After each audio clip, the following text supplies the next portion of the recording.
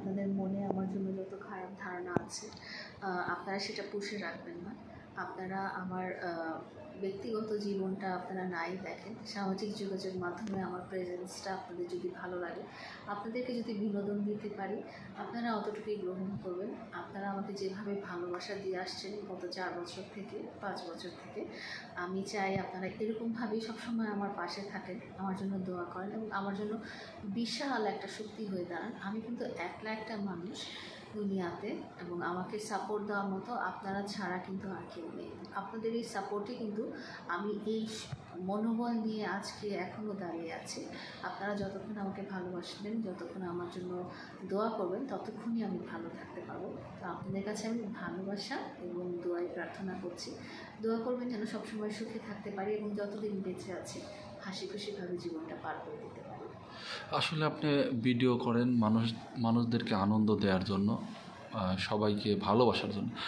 সেই ক্ষেত্রে আমরা দেখেছি যে আপনি মিউজিক ভিডিও করেছেন মানুষদেরকে আনন্দ দেওয়ার জন্য।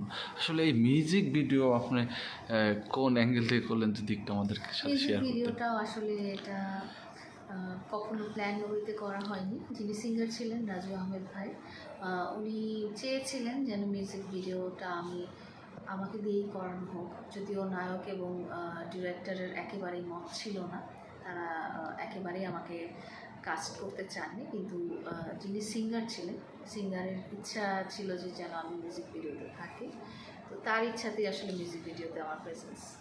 আমরা আপনাকে গানও গাইতে দেখেছি। আসলে একটা মানুষ কত দিক থেকে মানে কোয়ালিফাইড হতে পারে? গান গাওয়াটাও আসলে এটা কোইন্সিডেন্স। মানুষের জীবনে কখন কী হয়ে যায় এটা আগে থেকে বলা যায় না।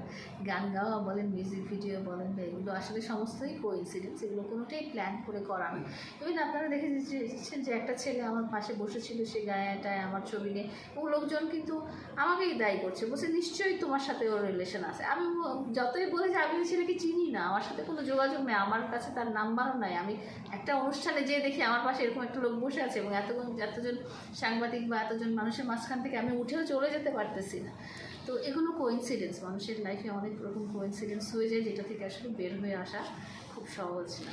আপনি অনেকটা নাচতেও পারেন, আসলে এই নাচ কোথা থেকে শিখলেন? নাচতে তো মোটেও পারি না, এগুলোকে আপনি অঙ্গভঙ্গি বলতে পারেন, নাচ বলতে পারেন না। নাচ গান এগুলো এক একটা শিল্প, এবং এগুলো মানুষের জন্মগত প্রতিভাও লাগে।